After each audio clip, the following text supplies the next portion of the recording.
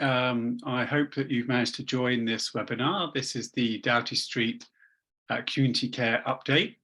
I'm delighted to say we have 3 expert speakers for you today. Shu Shin Luh will be handling children, Alice Irving will be dealing with adults, and Simon, of course, will be dealing with migrants. We're going to take everybody in that order. So we're going to be starting with Shu Shin, who's going to give you 20 minutes of update on community care issues in relation to children.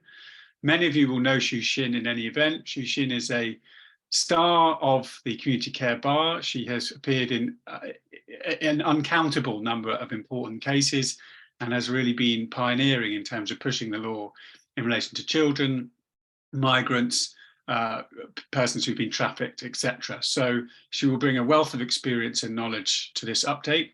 I'm under strict instructions from the panelists themselves to make sure that they stick to their 20 minutes. The view being that after you've heard from each of them, we'll then have a full 30 minutes available for Q&A. So if you've got some questions, please do either write them in the chat as we go or write a note to yourself and have them ready for when we get to the end. There may be a degree of overlap between the 3, but I suspect not. And you know, there's a great deal to get through. In fact, there's a lot that's happened in the last year or so. So with that in mind, and without further ado, I will now hand you over to Shu Shin, who will start with children. Thank you, Jamie. Let me just share my screen. You would think that I know how to do this now. Okay, great. So I'm going to talk about 4 primary themes: unsuitability of accommodation for children, inadequacy of support, consent and access to healthcare and treatment, and a general mop-up, if we have time, on local authority conduct for caring for children. So on unsuitability of accommodation, I think it's quite well established now that there's always been historically a problem with police being able to secure accommodation from local authorities in relation to children who are arrested and remanded into police custody. And one would have thought that since M and Gateshead in 2006, so that's quite some years ago, this issue would have been resolved, but clearly not in the case of AR and Waltham Forest.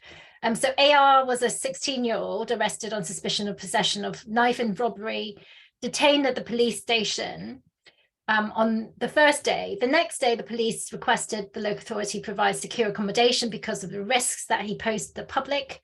And the local authority said no can do because it's too short of time scale and providers are all outside London. So what ended up happening was AR ended up in custody until he was brought before the court.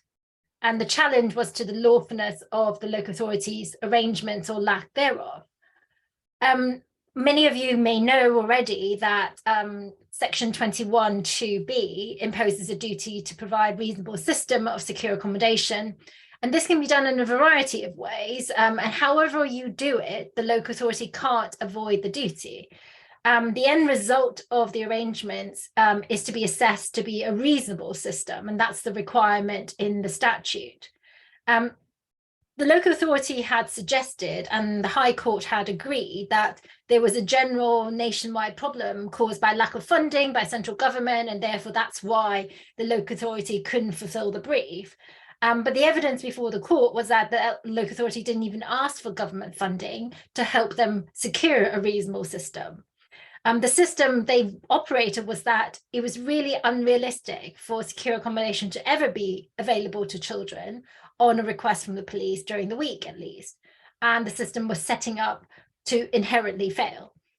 And the court basically found what a reasonable system had to be something much more concrete than a telephone service, and a declaratory relief was granted, although the court was unwilling to say to the local authority what they needed to do to comply with the reasonable systems duty. The next case that I wanted to talk to you about was a series of cases actually concerning the new care planning, placement and case review England regulations 2021, which introduced a prohibition of placing looked after children under 16, in unregulated accommodation but leaving 16 and 17-year-olds in a situation where they could be in unregulated placement. And this was challenged by Article 39 on the basis that there was a differential treatment between children above 16 and below 16, and that was unfair. It didn't reflect children being children. It was in breach of the PSED, and there was unfair consultation. But the upshot is the High Court decided that, well, no, because there is a difference between 16, 17-year-olds and under 16s. It doesn't mean that every 16, 17-year-old can be in an unregulated accommodation. It has to be based on individual suitability assessments and still within the framework of Section 22C of the Children Act, which requires adequate accommodation according to the child's needs. And so in that case, it was unsuccessful in trying to say all children should be treated the same, all should be in regulated accommodation. The fallout, it plays out differently in the context of family proceedings, where children with complex needs are put in unregulated placements because those are the placements that were available to manage their needs in circumstances where they may be deprived of their liberty. So a series of cases were brought.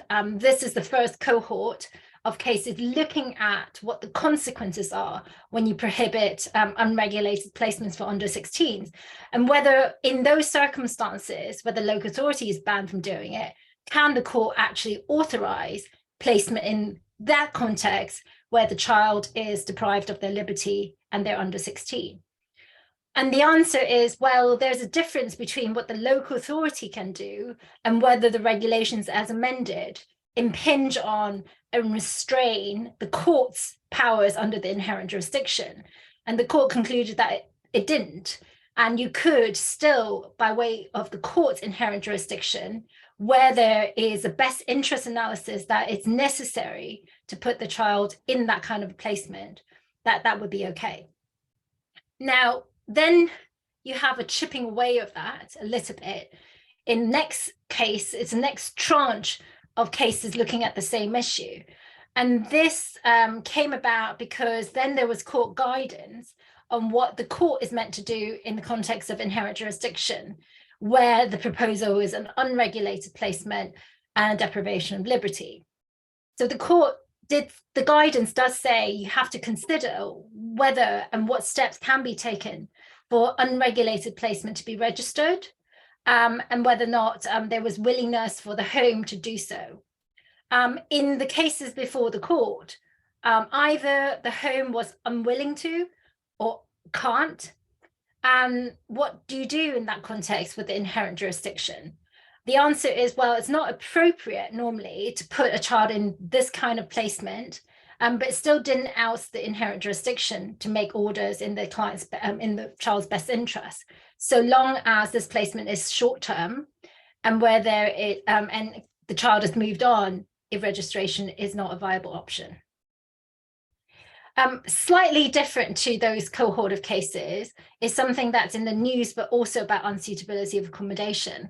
And that is the increasing use by the Secretary of State of hotels to commissioned in order to deal with newly arrived unaccompanied asylum children. This is a case brought by Medway Council against a direction by the Home Secretary to require them to participate in a national transfer scheme, which allows for children to be moved from one local authority to another local authority, for another local authority to accept the Section 20 duty. And that's all about distribution of resources, and the premise should be that the children are not prejudiced. Medway challenged the mandatory direction and failed on the basis that, well, the principle of the direction is of sharing burden of resources, and it really would have to be an exceptional situation for the local authority to refuse to do so. But obviously that doesn't resolve the issue of why are these children in hotels in the first place, not provided with Children Act support for several weeks, months, according to the Children's Commissioner's visits, before they are actually then reaching a local authority under the Children Act. This can mean the consequences of being completely deprived of Children Act support whilst under 18, and therefore losing the rights as care leavers. It has also caused children to go missing and being re-trafficked. So obviously I included this, but obviously there are lots of stuff happening in the background and more that we can say in the context of questions. If I can then move on to the inadequacy of support. The first case I wanted to look at is the case of Becker and Plymouth City Council. I wanted to look at this case because it's an unusual case about special guardianship and the level of financial support for them.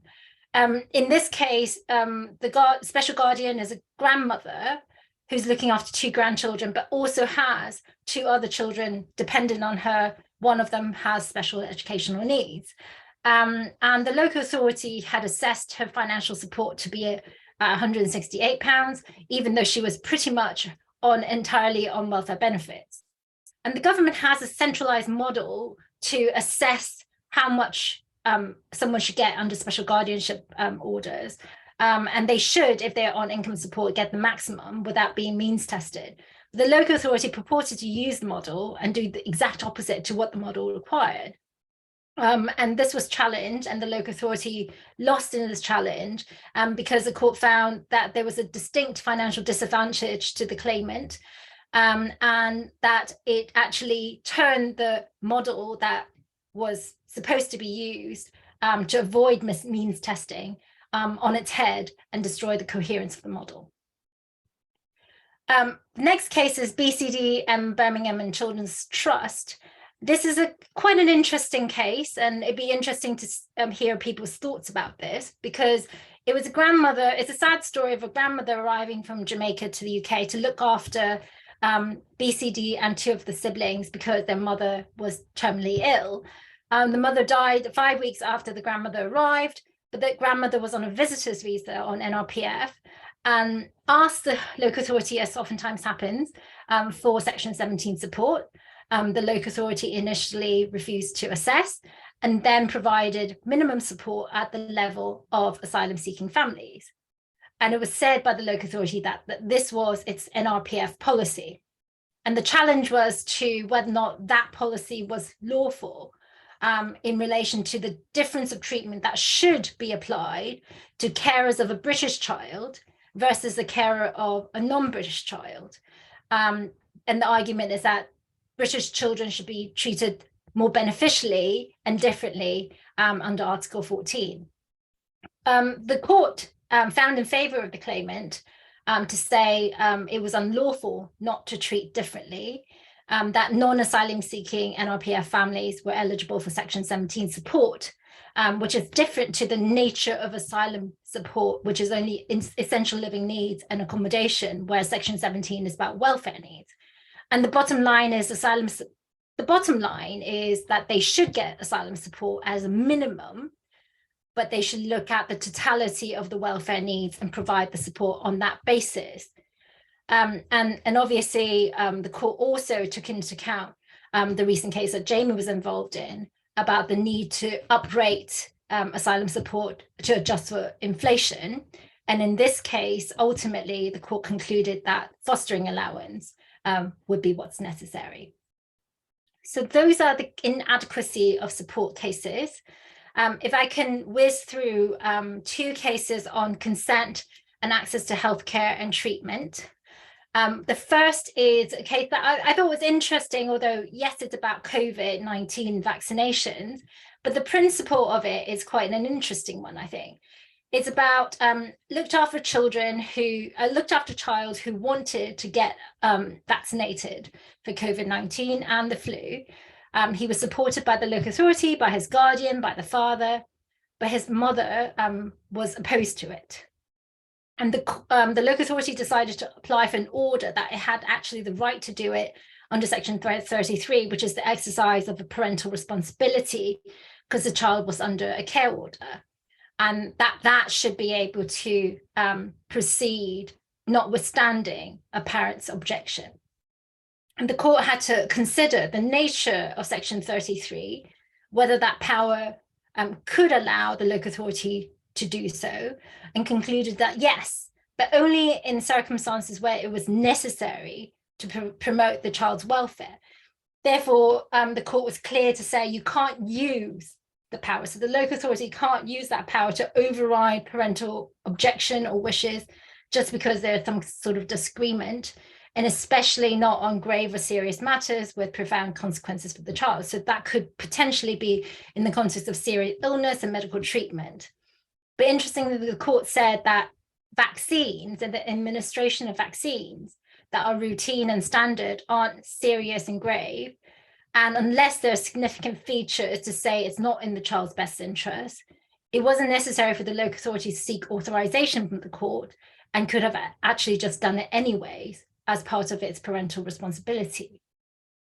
I think it's relevant in that case that the child also expressed a clear wish to be vaccinated and was assessed to be Gilead competent to make that decision. Question mark over whether or not, if that kind of factual matrix wasn't there, whether the decision might be different. Another case on consent and medical care is one that I'm sure all of you have read in the news. It's the Bell and Tavistock NHS Trust case concerning treatment for gender dysphoria and whether it could be given to a child under 16. And when can a child in those circumstances give informed consent?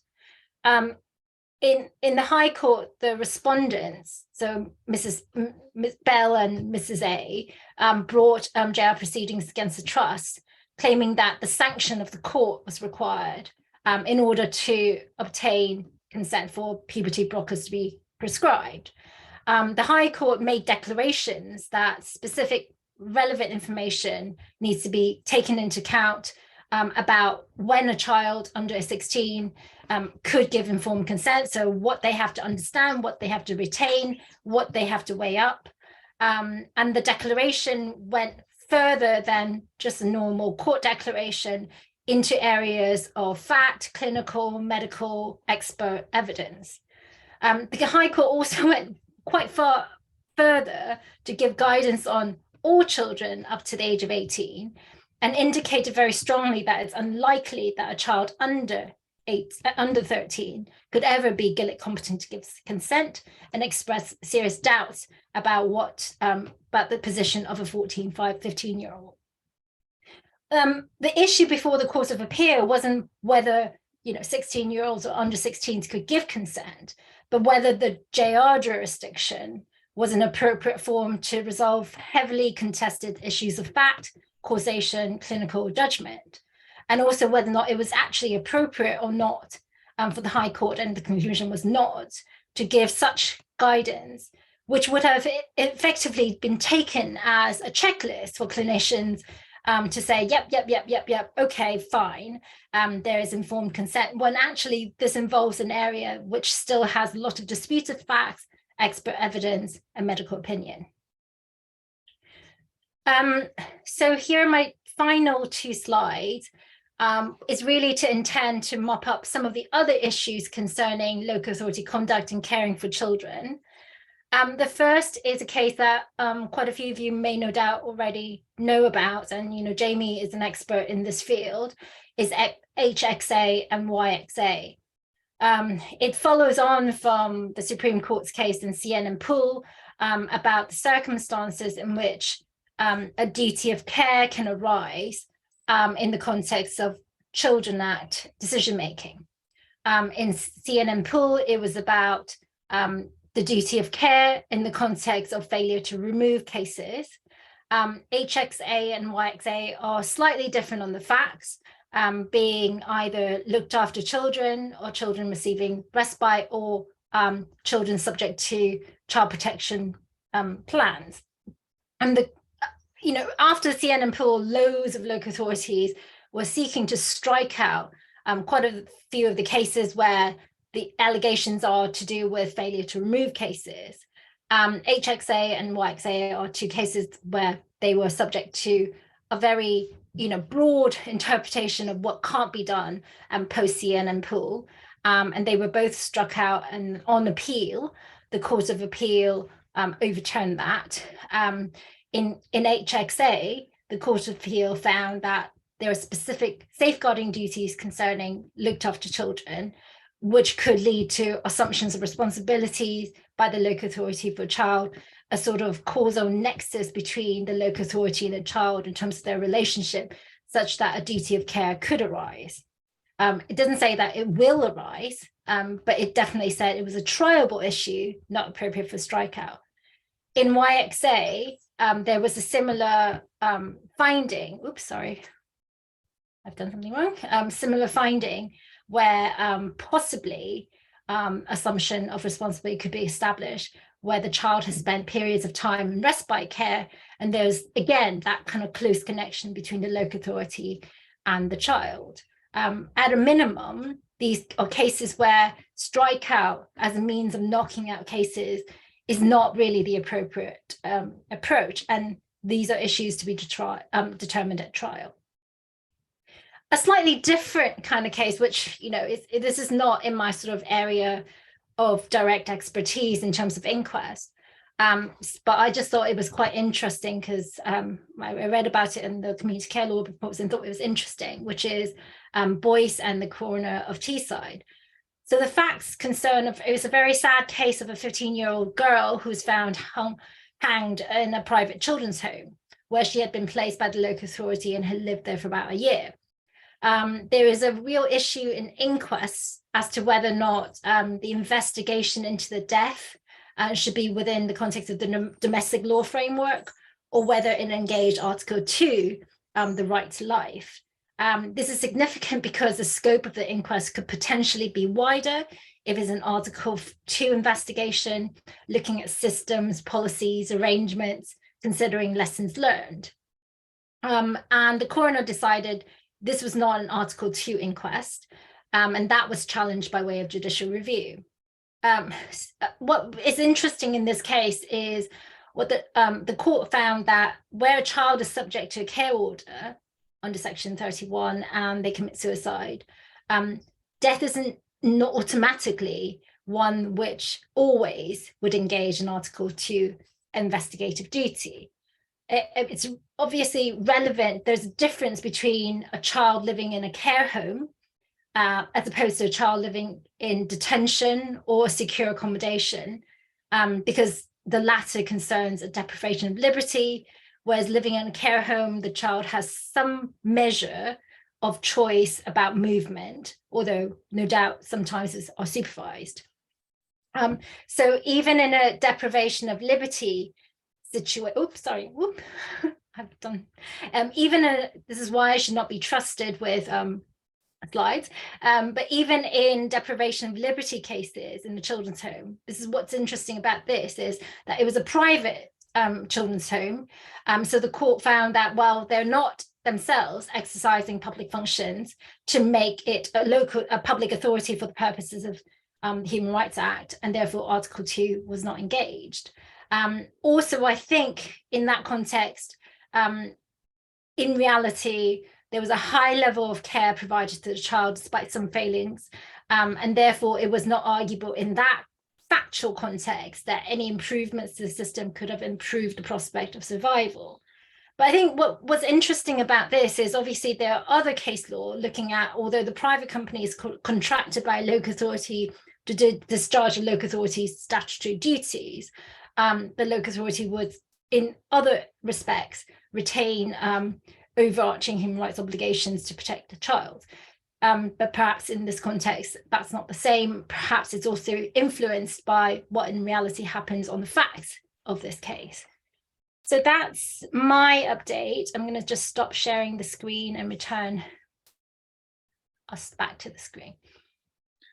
Thank you so much, Shu Shin. That was an incredibly concise analysis of a whole bunch of cases and an awful lot of substantive law, so incredibly helpful. I'm sure everybody on the call will have lots of questions for you, and we'll be very grateful, and I should have said this before, for sight of your slides in due course. But thank you very much. One tiny point just for me on the HXA cases, which are the ones Shu Shin mentioned about civil claims arising from failure to remove children from situations of neglect or other safeguarding environments, that case is actually going to Supreme Court now.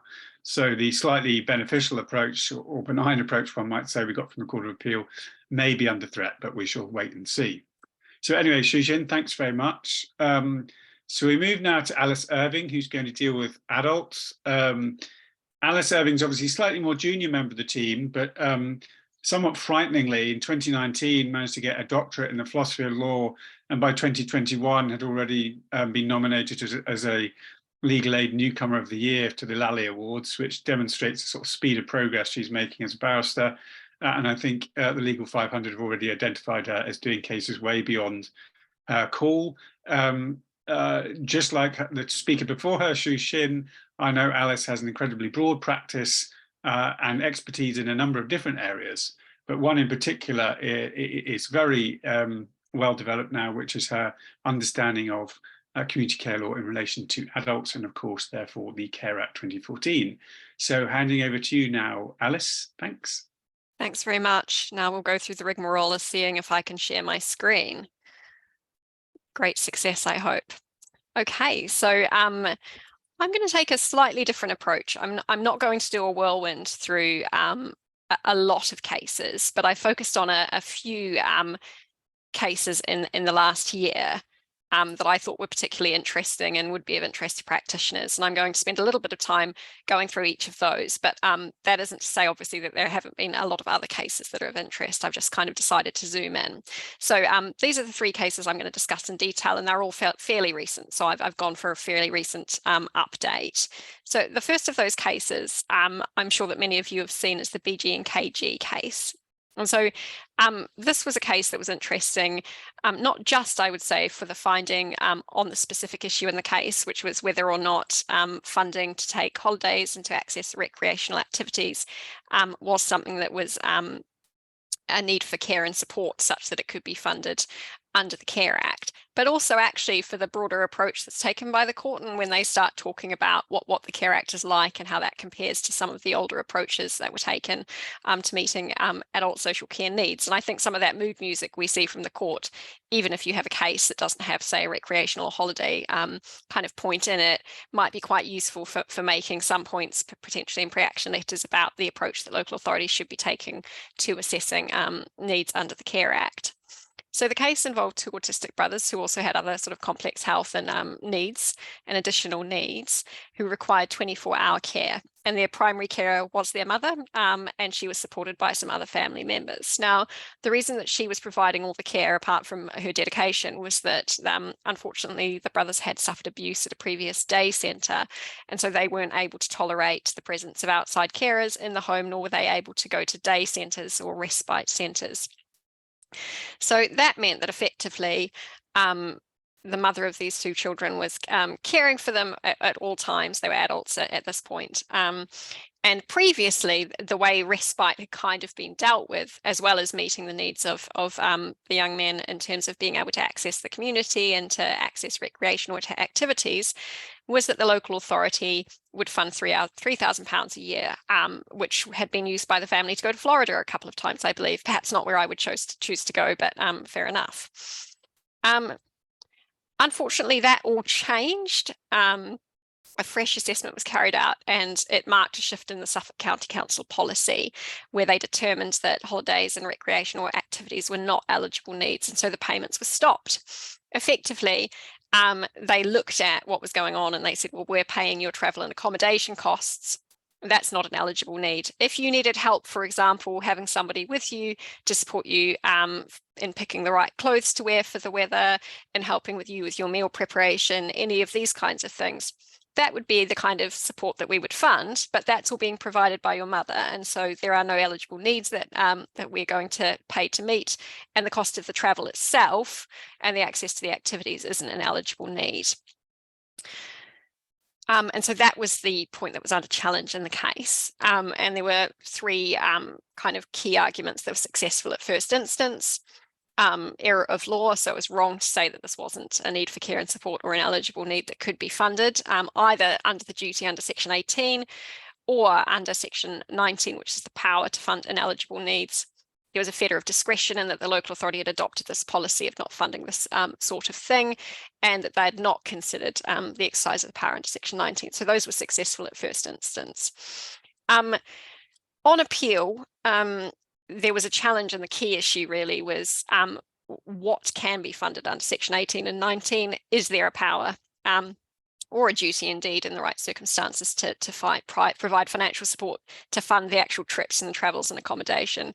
Just briefly, as an aside before I get into that, which is kind of the substantive issue in the case, there was also kind of an interesting technical procedural point. I think we've seen again some sort of moves from the court recently, making noises about rolling judicial review and needing to be very focused in the precision of judicial review proceedings, which can be quite difficult in the context of adult social care, where often you have a series of assessments. And so that can make it really challenging to pin down a case and not be accused of something like a rolling judicial review. In this case, the kind of decision that had been challenged in the claim form was a particular point at which they definitely said, we're not going to fund holidays and so forth.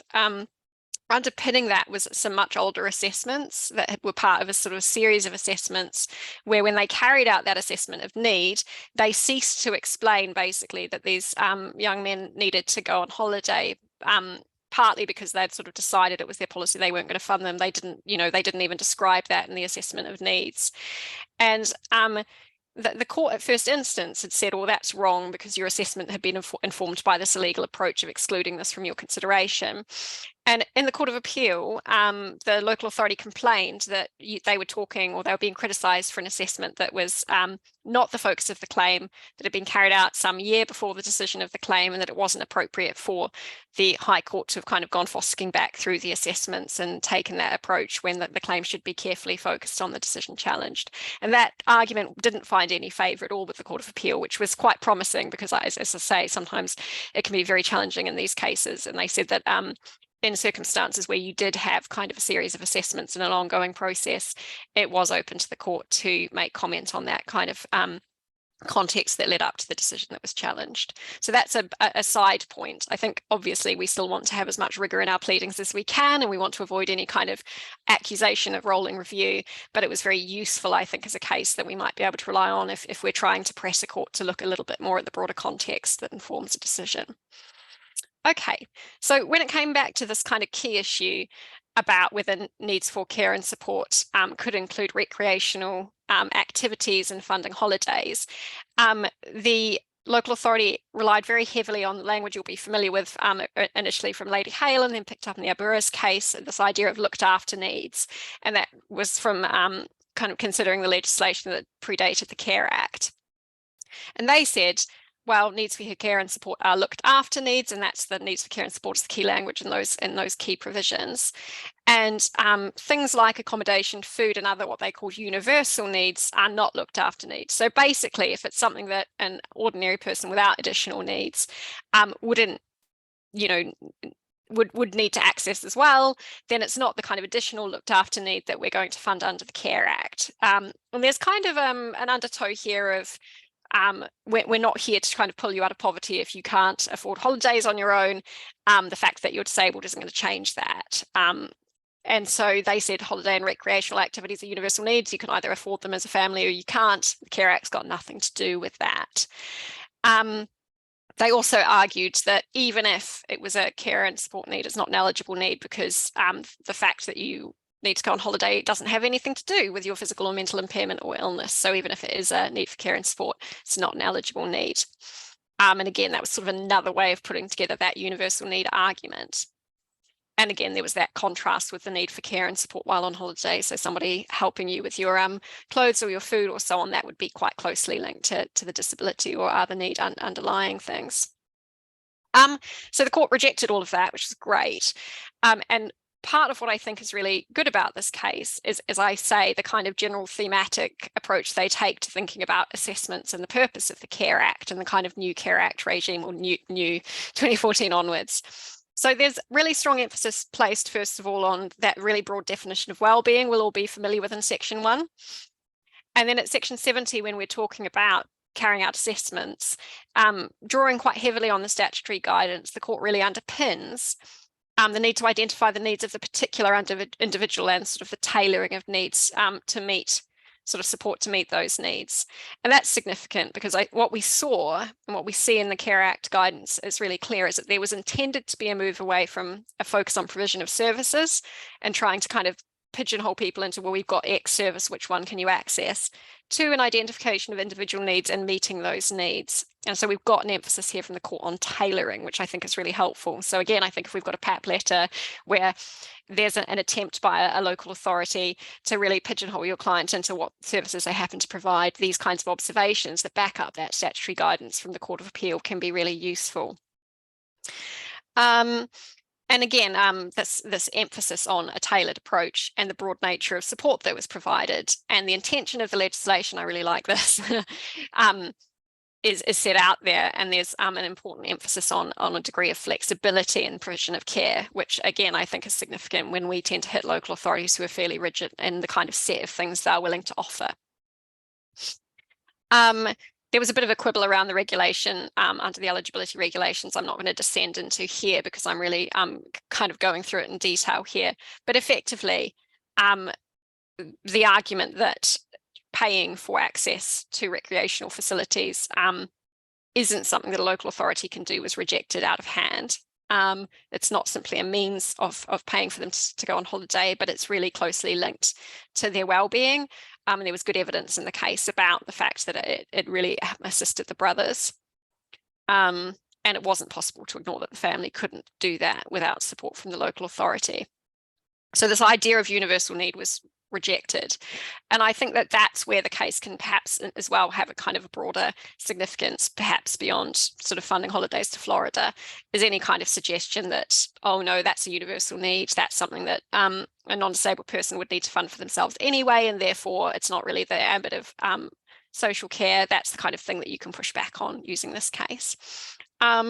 So in the very specific circumstances of the case, they did find that there was an eligible need for these young men, and that the local authority did have the power to fund that. Obviously, that's a fairly specific factual scenario.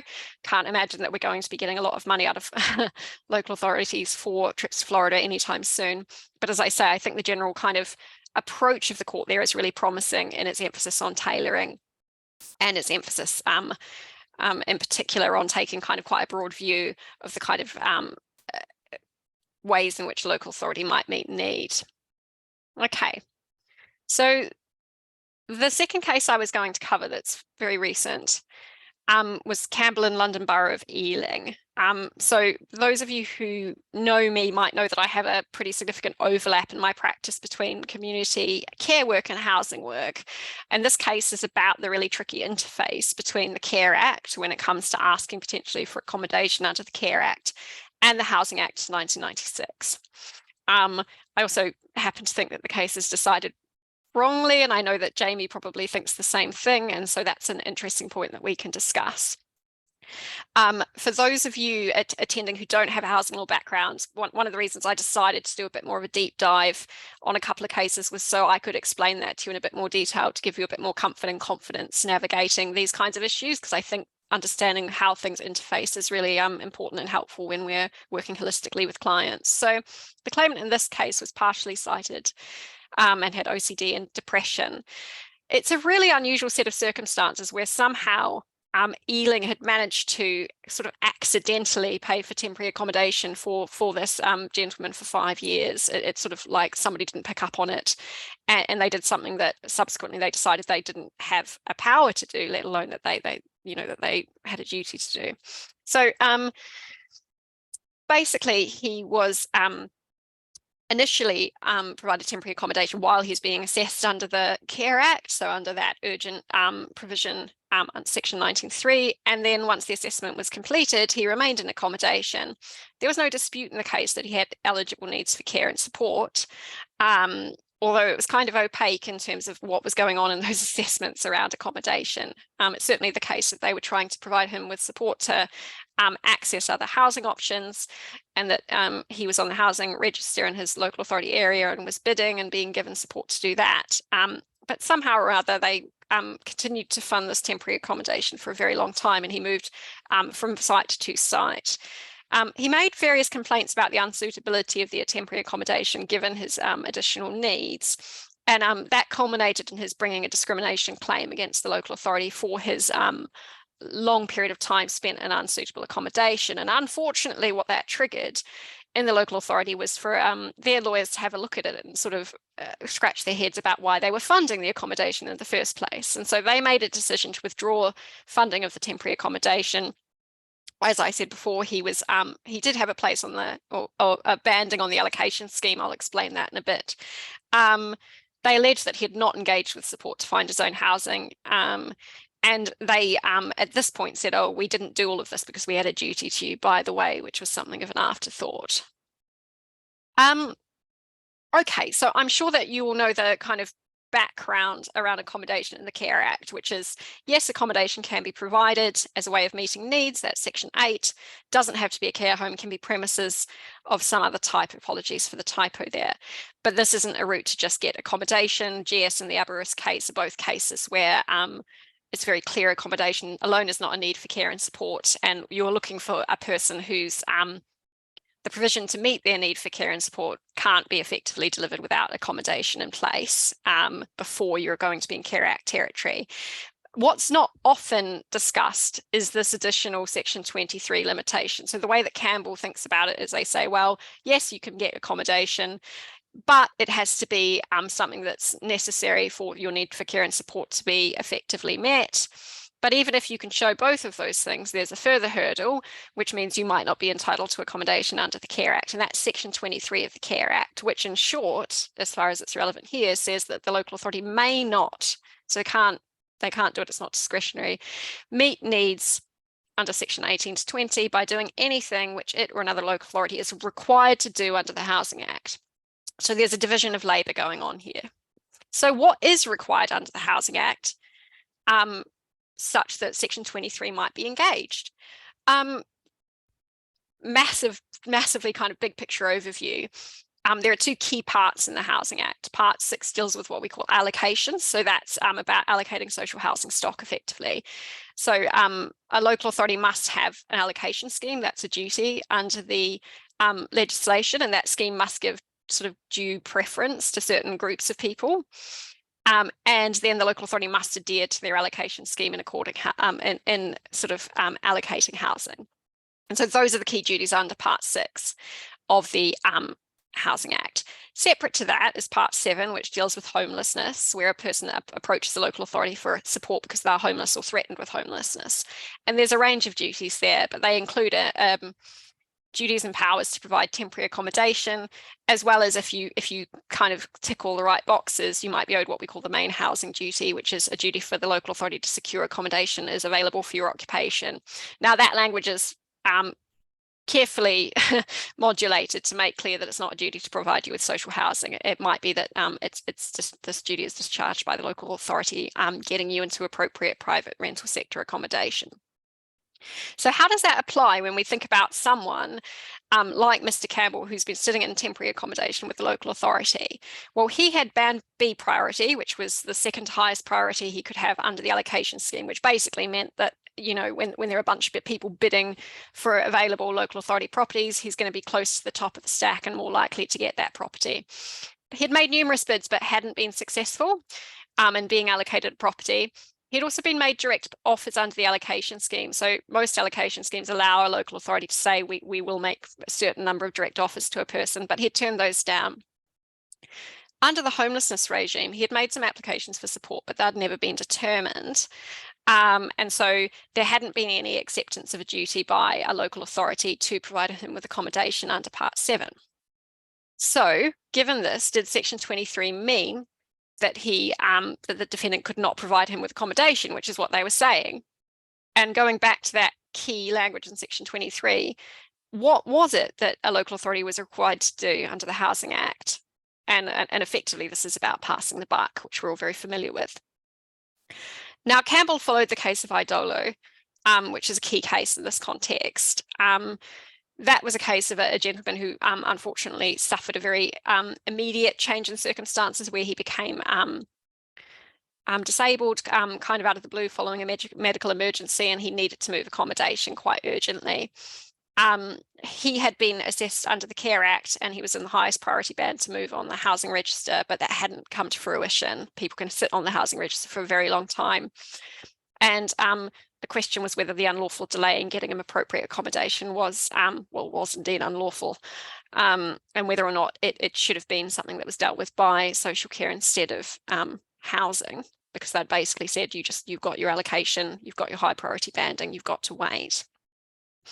In Idolo, the court unfortunately said that Section 23 is intended to give a measure of priority to the general scheme of the Housing Act, and housing needs effectively, even if they're identified through the Care Act route, cannot be used as a way effectively to get around the allocation and prioritisation scheme and the various kind of checks and balances within the Housing Act. So that they effectively said the fact that you're on, this waiting list, that means you're in the Housing Act system or world, and the Care Act isn't going to get involved here. And it doesn't matter that you require adapted property. This is still a matter that's essentially about accommodation, and so the Housing Act. And so that was applied in the Campbell case. And the claimant did make an attempt to argue that it shouldn't apply because there wasn't actually any duty to provide him with accommodation. So the claimant said, well, Section 23 says, this only bites when I'm required to, when the local authority is required to do something under the Housing Act. Well, all you're required to do is to maintain an allocation scheme that I can bid on, and you don't owe me any duties under Part 7. But that argument was rejected by the court. They said that effectively it was good enough that he was on the waiting list, and the fact that that hadn't come to fruition yet didn't mean that the local authority wasn't required to provide him accommodation. Also, there was some sort of implicit criticism of his not pursuing a homelessness application. Now, I just think that that's very odd. I'm not sure a fair reading of the Housing Act under Part 6 really does show that a local authority operating that allocation scheme is required to provide someone with accommodation, because you can sit on the housing list for a very long time and never get anywhere. And so I do think in terms of the statutory language, that's a bit of a stretch. And there's sort of older case law as well, pre the 2014 legislation, which would suggest a different approach is open. And so I would say that Idolo and Campbell are unfortunate, because I think all of us know in dealing with clients who have complex adult social care needs, it can be often very difficult to get them appropriate housing. And it would be good to come back to court and push on this issue of access to accommodation through the Care Act and have another crack at an interpretation of Section 23. Okay, so I know I've done a deep dive, which means I'm in a position where I'm short on time, and I can see that Jamie may have put a 3-minute warning in some time ago. That's fine, because I'm not going to talk about this case in much detail, in part because both Shu Shin and I are involved in this case, and it is under appeal, and so I want to be sensitive to that. Very briefly then, this is a decision that was only recently handed down involving HL. She had multiple and complex disabilities and also was a sole carer for a disabled child.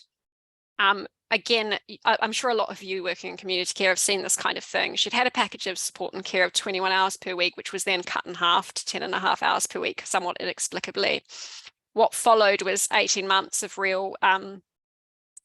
really horrible toing and froing with the local authority, where she made complaints, she tried to go to the ombudsman, and then she eventually got a community care solicitor involved who wrote numerous pre-action letters, and there were numerous promises to reassess, which made it impossible to issue a judicial review.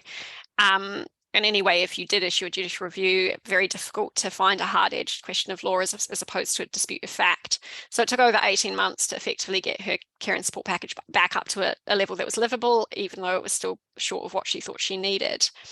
And the claimant in this case also marshaled evidence that this wasn't an uncommon problem, and certainly when there were disputes about care packages that arose, it was very, very difficult to resolve those in a timely fashion. So the case was a challenge to the failure of the Secretary of State to introduce an appeal system to resolve adult social care disputes that might be more suited to the job than, say, a complaints mechanism or judicial review, given the limitations of judicial review. the Secretary of State has a power under Section 72 of the Care Act to introduce an appeal system. It's a power, not an obligation. But in 2016, the Secretary of State did announce that they were going to introduce an appeal system. And indeed, the statutory guidance and various other publications online were updated to say it would be introduced. And at that point, they had a fairly detailed proposal for an appeal system on which they had consulted. Over the years, as we know, a lot of the Care Act reform has been pushed off, and effectively they kept saying, well, when we do the reform, we will do this. Then we hit December 2021, and they said, we don't actually intend to introduce the system immediately, but they're keeping it under review. And so it was a challenge to that decision, effectively, to go from, yes, we're doing it, to actually, we don't intend to, and we're thinking about it again. We're sort of reopening the question. There were consultation arguments, and then some interesting arguments about whether there was any kind of Article 8 procedural right or an issue of access to justice, where the remedies available, complaints, judicial review, and so on, were so inapt to deal with these fundamental disputes as to individuals' provision of care and support. Unfortunately, we were unsuccessful, and I'm not going to go into a lot of detail, not least because of the time, but also because I don't want to say anything uncomfortable. But as I say, the case is on appeal. Watch this space going forward. So as I say, slightly different approach, a bit of a deep dive, but I do think that those are sort of a little clutch of cases that hopefully are helpful in informing your work with your adults community care clients. Thanks very much. Thank you very much, Alice. I'm sure everybody agrees that was extremely helpful. You've described it as a deep dive. I would suggest it's just a really useful analysis of those important cases. We don't get so many cases reported in relation to the sort of adult community care provision, which is surprising because there are so many issues under the Care Act still unresolved. And of course, there are so many people who remain adversely affected by bad decisions. And perhaps that last case of yours about the absence of appeal rights speaks to that problem, that actually it's an access to justice issue rather than a problem that's, rather than there being an absence of a problem, either because the law's perfect or because people aren't prepared to run the cases.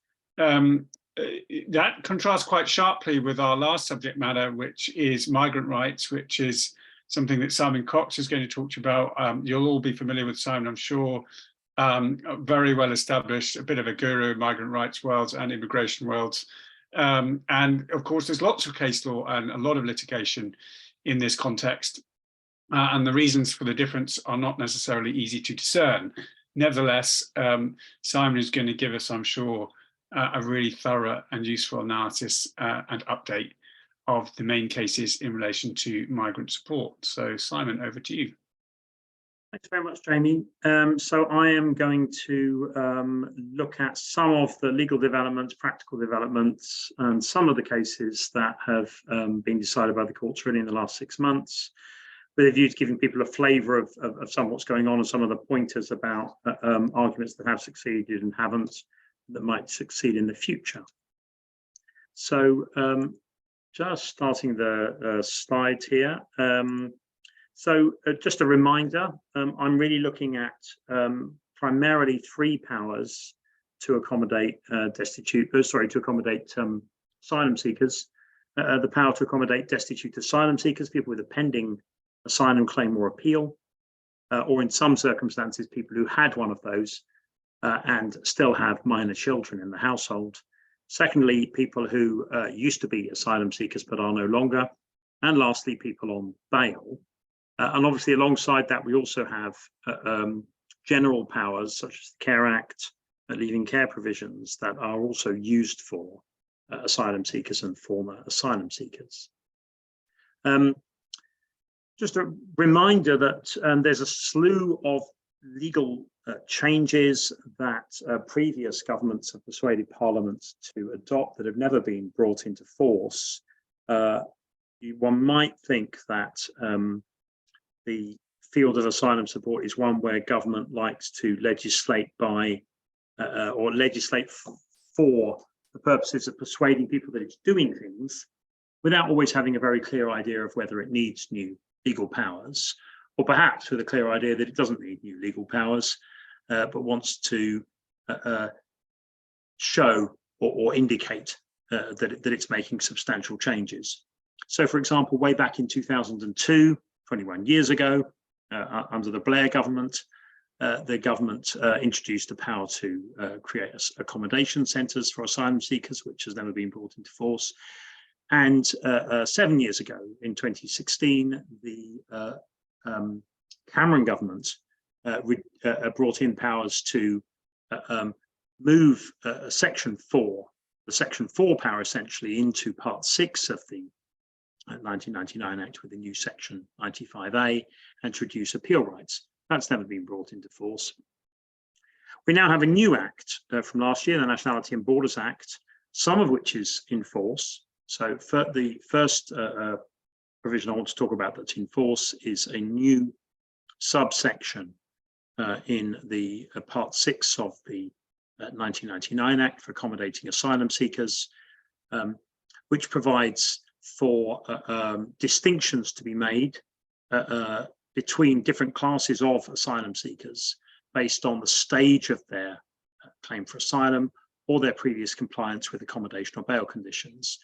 And these measures are part of the suite of punitive measures in NABA intended to send signals to people who are contemplating risking drowning in the Channel, that if they don't drown and get to the United Kingdom, then they may be accommodated differently because they have come to the United Kingdom without first applying for a visa to do so, a visa, of course, which won't be available to them as asylum seekers in Europe.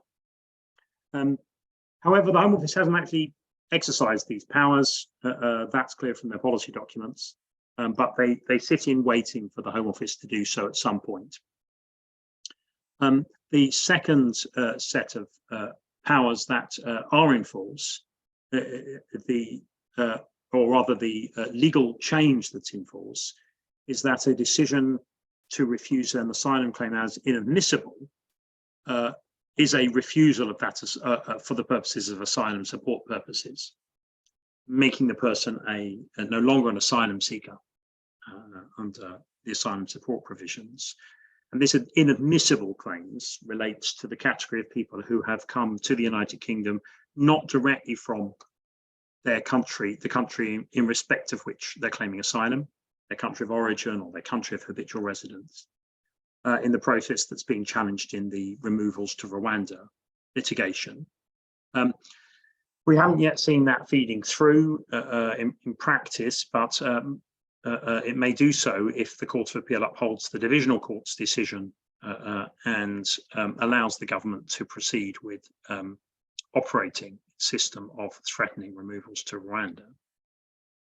And what that will mean in practice is that people who are found to be inadmissible will be moved, as it were, at least on paper, from Section 95 support to Section 4 support. One of the differences there being the possibility that they may be denied cash benefits. So in practice, Section 95 and Section 4 support have to some extent converged over the years. The wider issue there is the intention to use collective accommodation for asylum seekers as part of the government's campaign to punish asylum seekers coming to the United Kingdom by accommodating them in unpleasant accommodation. But still the government struggles with that, since the government also promises that such accommodation won't be that unpleasant. It's worth having a look at Diane Taylor's article in The Guardian yesterday, which points out that the Home Office is having to try to persuade local people that the accommodation that they're offering in disused barracks is decent for asylum seekers, while simultaneously the Home Secretary is telling people that these people are dangerous, that you shouldn't have them near you, and that therefore they need to be accommodated in poor conditions. And therefore we're seeing a development in which local authorities are increasingly bringing judicial reviews of the Home Office decisions, usually on, might be said perhaps uncharitably, primarily a NIMBY and not in my backyard basis, albeit supplemented by expressions of concerns about welfare. In the Rwanda litigation has thrown up a potentially important issue for the legal arguments available for asylum seekers. In the removals to Rwanda judgment in December, the Divisional Court held that the abolition of EU-derived rights as affecting the operation of the Immigration Acts applies not only to EU free movement rights, but also to directives giving asylum seekers rights under, or EU directives giving asylum seekers procedural and substantive rights. In that case, the Divisional Court was concerned with the qualification directive, but the reasoning would also apply to the reception directive. And that issue is currently under appeal to the Court of Appeal, but it's being relied on by the Home Office as undermining the reliance in judgments such as NB on the reception directive, arguing that the reception directive in fact no longer has a direct effect so as to interfere with or affect the operation of the provisions under the asylum support provisions under the Immigration Act. That wasn't a point that was taken in NB or any of the other cases, but it is now being taken in judicial review proceedings. Whether that applies to all of the domestic laws relating to asylum seekers is unclear. The asylum seeker reception regulations are still in force. The legal argument might still be available to the Home Office, since the regulations in question do affect the operation of provisions under the Immigration Acts. But of course, the asylum seeker reception regulations, as the name suggests, were adopted to implement the reception directive. Therefore, one might think that at the very least they would be interpreted under normal statutory canons of construction to give effect to the reception directive, even if the reception directive is no longer operating as retained EU law. These are all issues that have yet to be properly considered by the courts. Some of the cases that have been considered by the courts, so a number of cases concerning support for asylum seekers and former asylum seekers. Perhaps the most exciting was the decision last December, in which the High Court held that the Secretary of State had acted unlawfully in using the Consumer Price Index rate of inflation to determine the amount of increase in the level of asylum support, and ordered the Secretary of State to immediately raise the level of asylum support by 10% from the rate that it had been before the uprating, which meant a rise of £3 per person per week. A less successful or unsuccessful case and an illustration of the problems of challenging the quality of accommodation being provided to asylum seekers was MQ from February, where there was an unsuccessful challenge based upon the idea of an unpublished policy. The court rejected the idea that there was an unpublished policy, and the court then, perhaps understandably, on the basis of factual findings that in this particular hotel there was no overcrowding, there was no disrepair or inherent health risk, the issues with food were about individual taste, and there was no medical evidence, concluded that the accommodation met the legal requirements under the Immigration Act for asylum support accommodation. Of course, practitioners representing asylum seekers will know that in many hotels there in fact is statutory overcrowding, there is disrepair, and there is evidence of serious problems with the quality of food. In those cases, the results may be different, and certainly practitioners in chambers have experience of the Home Office moving asylum seekers in response to PAPs or in response to the issues of JR claims, being unwilling to see the court ruling on the merits. A contrasting decision, favourable result for an asylum not asylum seekers but overstayers who had sought leave to remain on discretionary grounds.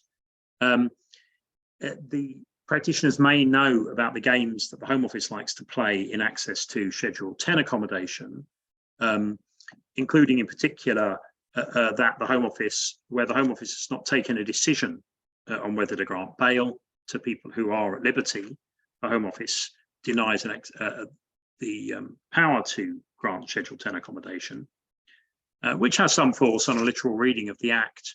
The Home Office can only grant it to someone who's been granted bail, though of course the Home Office can simply grant bail in order to grant Schedule 10 accommodation. And that's the argument that attracted the judge in Ganpot. And the judge went on to order interim relief, albeit without deciding the issue finally of whether or not the Home Office had a duty to grant bail to someone already at liberty in order to be able to exercise the power to provide accommodation and avoid destitution. A similarly successful challenge in a perhaps slightly unusual case in CVN. In that case, Croydon conceded at the door of the court that a former asylum seeker who had turned 21 could not be expected to return to Albania, despite the fact the Home Office had finally refused him asylum, but maintains that because the basis upon which he sought to be accommodated was that he wanted to continue in education in the UK, that therefore the local authority had no power under the Children Act to accommodate him. The judge, basing his ruling on very firmly on the European Convention, found that given the local authority conceded that he had a right to continuing education, he therefore had a right to continuing accommodation to avoid a breach of his Article 3 rights while he was in education. I think that's a case that's worth looking at, where local authorities are not arguing that the person concerned can exercise their convention rights abroad.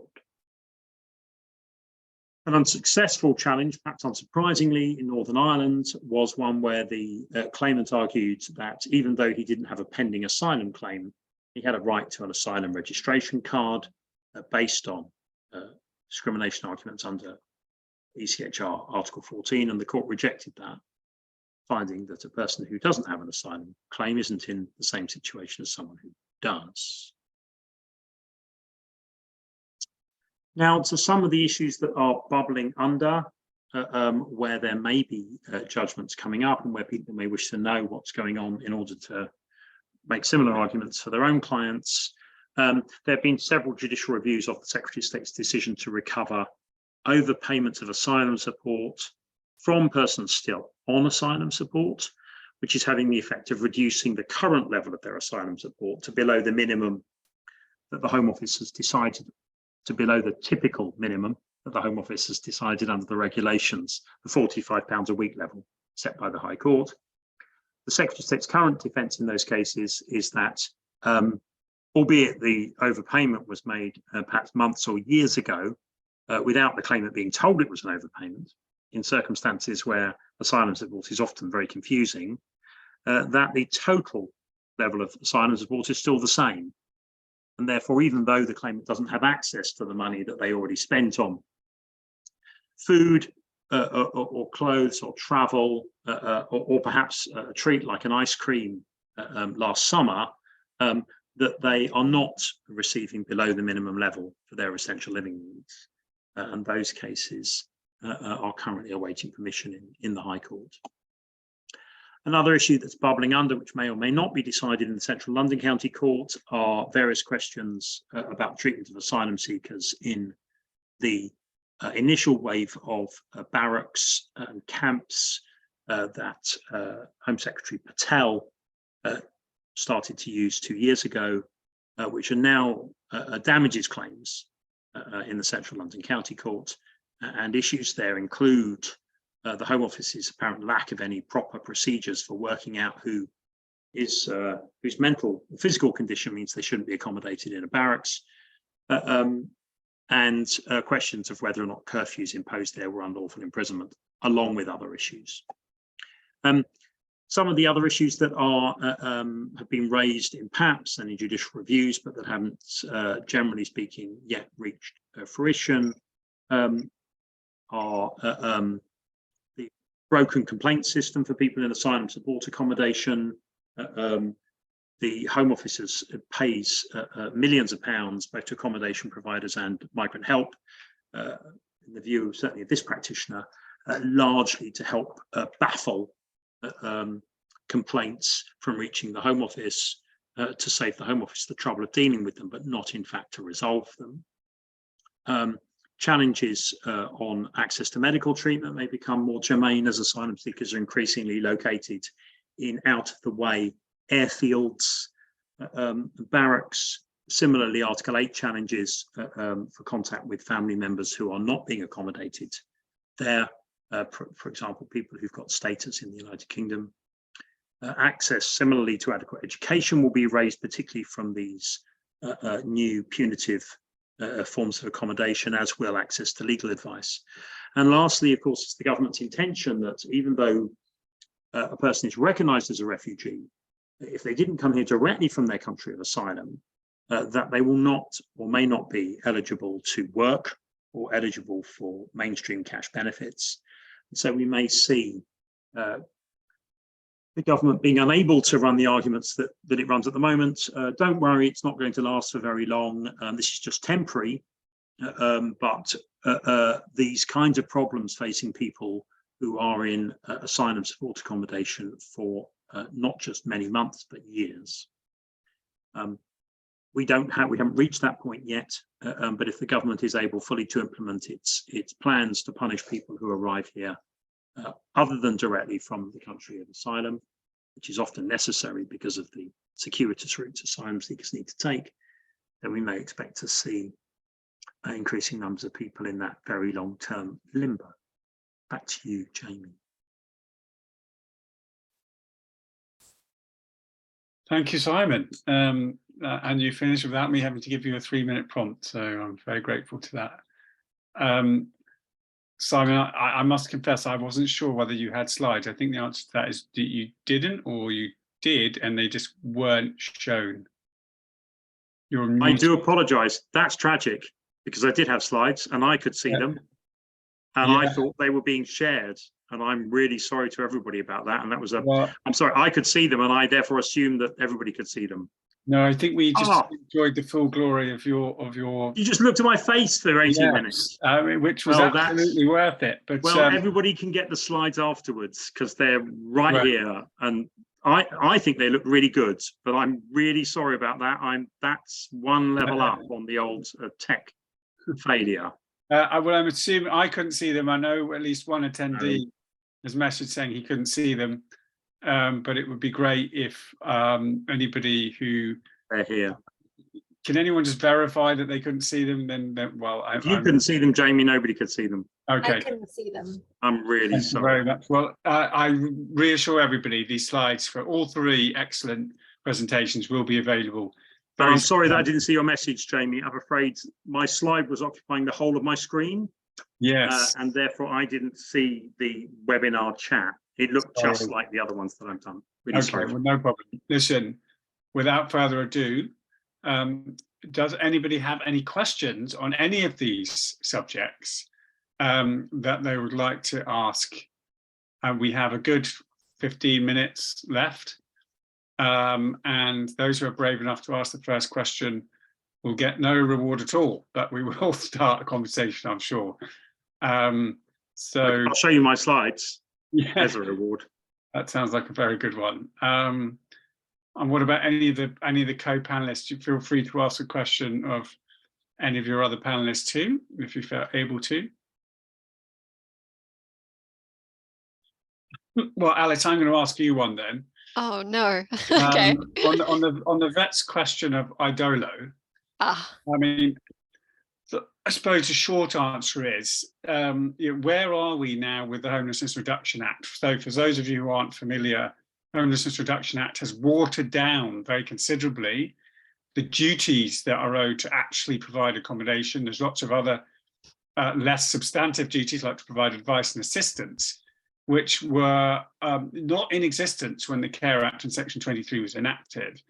So are we in a situation now where the mere offer of some vague assistance from the local authority can be enough, or the local authority housing department, I should say, can be enough to preclude the provision of accommodation under the Care Act?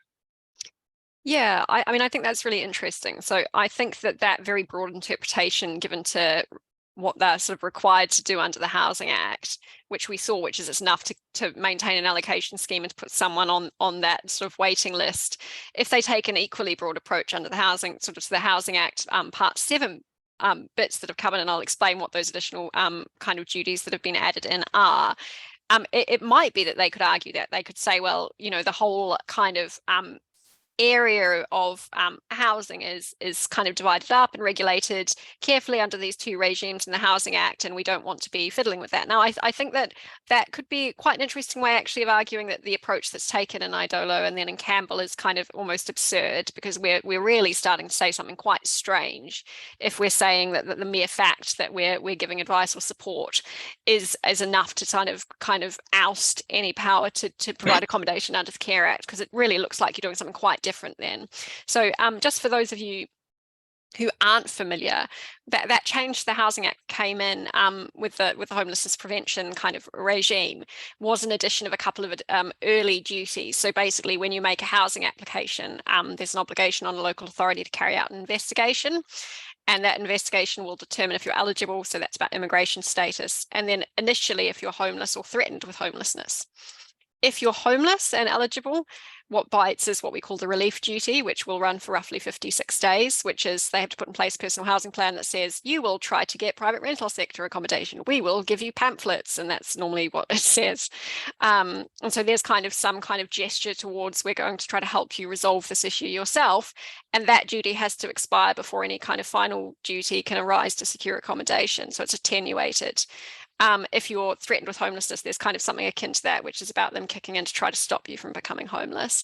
And so, yeah, if that very broad reading of Section 23 bites on even that kind of thing, so there's an obligation under the legislation to help you deal with your homelessness, that's enough. You know, maybe you could stretch the reading of Idolo and so on that far, but I do think that starts to look like an absurdity. It might be a way to hit back actually at that. And actually, one of the questions we've got in is about the Housing and Care Act issue. How do we push back against this? It's a great question. So I think quite a few of us are looking for factual patterns of cases where we've got clients who are in really, you know, have care needs for care and support, who are in unsuitable accommodation, in circumstances where we might be able to try to bring another case to court and argue this with a kind of a fact pattern that's as favourable as possible, I suppose, to showing up the kind of consequences of this quite lax interpretation of Section 23. And I know that Jamie's probably got more thoughts on that than me. He's been thinking about this one for a while, but hopefully that's enough of an answer to the immediate question about those additional little duties that are got in the Housing Act. Yeah, thank you very much, Alice. And yes, Sarah, just in response to your question, so Sarah was asked about the Housing and Care Act issue. Can anyone suggest how we can push back against this? I mean, it may be related to another question we've got from Nicola McIntosh, but, you know, basically finding the right case and being able to run with it all the way rather than have it settle early on, which often happens, has certainly from my perspective been the problem. I've been trying to litigate this since the Care Act came into force.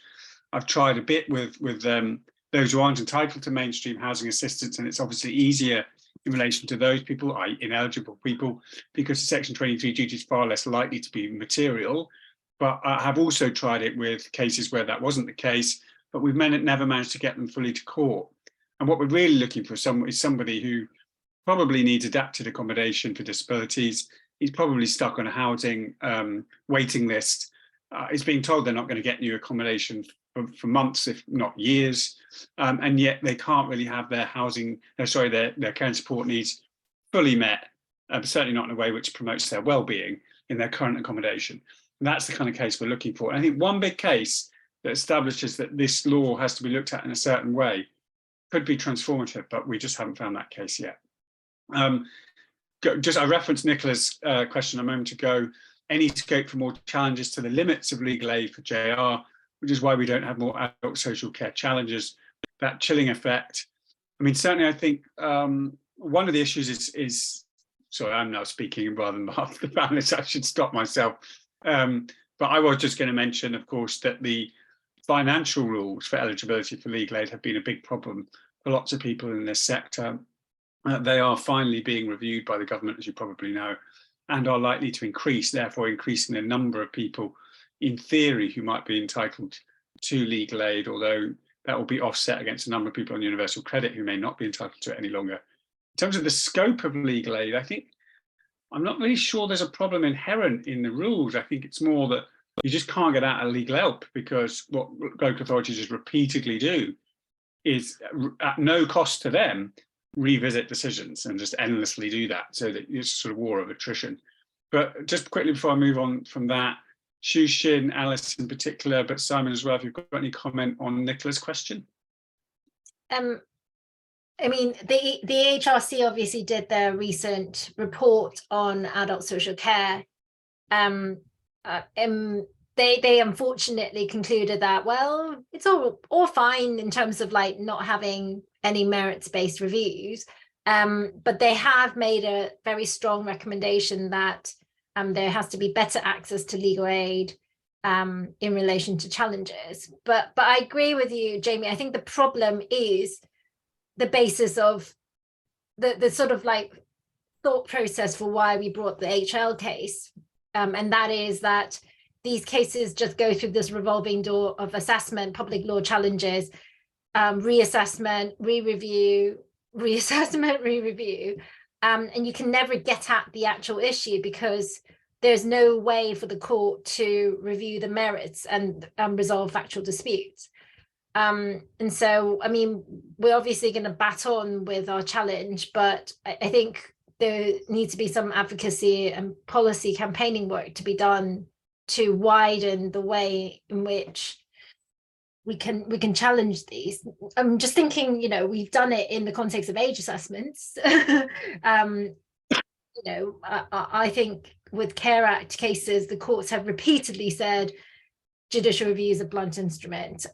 So at some point, something's got to give, basically. Yeah, I think that's probably a fair enough analysis. And the pressure may come actually ultimately if they ever even do lift the cap on care costs, because what that could result in is a lot more people being dependent upon local authority assessments on the level of their care and support needs, because that will inform how much money they've already contributed to their cap. And that will probably mean more challenges, although they might not be funded on legal aid. They may sort of break the deadlock that we're in at the moment in relation to that issue. Just moving on, we've got another question here, another good one. Are the courts sympathetic in accommodation challenges for asylum seekers in terms of suitability of hotels? There seems to be issues in terms of hygiene and overcrowding. I'm going to ask Simon first, but Shu Shin, I appreciate you may also have something to say about that particular question. And maybe you do too, Alice, sorry, but in that order, please, if that's okay. I think it depends on the evidence. So shall I share the quote from MQ? Look, see, there it is. Ta-da. Oh, yes, can you see that? Yeah. Okay, excellent. So that was where the court got to in that case for MQ. And it seems to me that if that is your evidence, then you're going to struggle with challenging accommodation in a hotel. I think that there are issues that weren't raised there. I mean, certainly I've dealt with cases where a hotel was said to be suitable accommodation for families with babies, which had nowhere to store prams or pushchairs, which meant that the pram or pushchair needed to be with the baby in it, or perhaps the baby was going to be left somewhere else in the meantime, needed to be carried up the stairs. I think questions like that, I think another issue for hotels would be to look at the documents that the Home Office used and approved when they adopted the hotel as suitable accommodation. So as it were, to step back from whether or not it's impacting this particular claimant in a way that violates their right to adequate accommodation, and look at a wider judicial review question as to whether the Home Office acted with sufficient inquiry and rationality when approving the hotel en bloc to be used for a particular class of person. Since clearly if the applicant succeeds in that challenge, it might require the Home Office to move persons like the applicant out of the hotel, even though they weren't able to establish in their particular case that the accommodation was right now inadequate for them. But in my experience, the vast majority of strong cases don't get even to acknowledgement of service stage. The Home Office moves people out of accommodation, out of hotel accommodation. As far as I can see, the Home Office seems to be operating that it moves people on. It prioritises people who've issued a PAP, and even more so people who've issued a claim. It might even be that in some places the Home Office is only moving people on when they issue PAPs, because that's the class because there's so many PAPs that it's prioritising those people. So very few cases actually reach the court, in my view. Okay, Shu Shin, did you want to add anything, or perhaps answer the new question that's popped in? No, I mean, I agree with Simon. I guess, I mean, I've done quite a few pregnancy cases and suitability of hotel accommodation in the context of pregnant women and new mothers, which obviously has a different characteristic to it. And there are already kind of fairly established policies in that respect. And I think the phenomenon of using hotels has created new issues for pregnant women and new mothers, particularly in the context of gestational diabetes and kind of, you know, I'm quite averse to challenging adequacy on the basis of food and spicy food, which I'm sure is true, but I'm quite, yeah, risk avoidance on that front. But with pregnant women, I think it's slightly different. There's a combination of different factors, and I think successes and adequacy challenges in terms of hotels would be best done focusing on particular protected characteristics and drawing on either the existing policies, which aren't really catered to hotels but are kind of bluntly shoved into that context, or alternatively it crops up gaps in the way in which suitability is assessed because of the prevalent use of hotels. So, for example, safeguarding issues arose a few years ago. I did a case where there wasn't a policy on safeguarding, where there was abuse between service users, which wasn't domestic violence, but sort of antisocial behavior and harassment. And that kind of issue is sort of where the gaps are for Home Office policies, where they're just making it up as they go. So that's where I think the most effective challenges would be. Okay, thanks very much. The sort of ancillary question, it may be from the same attendee, is, you know, raising the question of hotels are being targeted by far-right groups and whether or not the inadequacies of the complaint system could be exposed by reference to something as extreme as that, or of course, presumably there's not time to respond and there isn't a policy which addresses the prevalence of that type of external antisocial behaviour or worse, criminal behaviour by far-right groups. I imagine the answer, I'm just conscious of the time, is similar in the sense that if the evidence is there and it's a pressing issue, then in the absence of anything being done properly to address it, that might give rise to a legitimate challenge. I think it's difficult. I think I wouldn't use the complaint system for that kind of thing. Because I think the complaint system, on the Home Office's view, is geared up to what the accommodation provider is doing. And unless the accommodation provider probably can't fix the problem of being targeted by right-wing groups, it's a Home Office decision to accommodate in that place.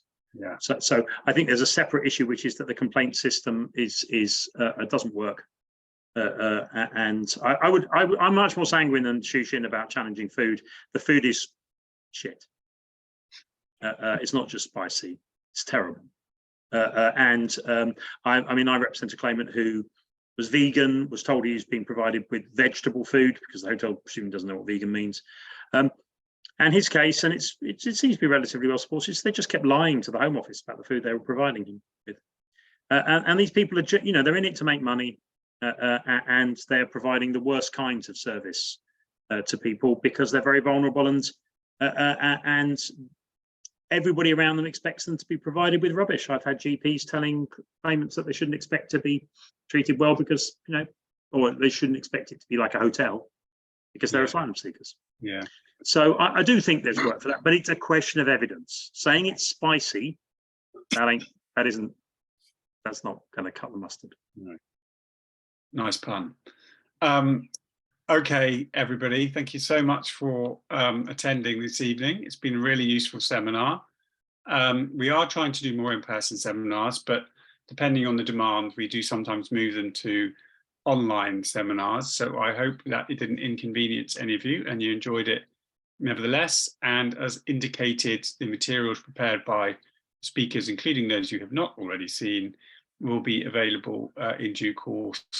Thanks very much to our administrator, Ray, who does a fantastic job putting all of these webinars on, even those that go online at the last minute. And she will make sure that everything that you need is available. So thank you very much to Ray.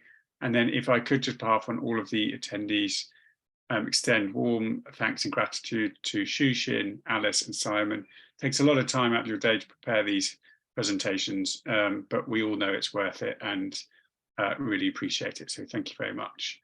And otherwise, everybody enjoy your day and look forward to the coronation. Okay, see you. Bye-bye.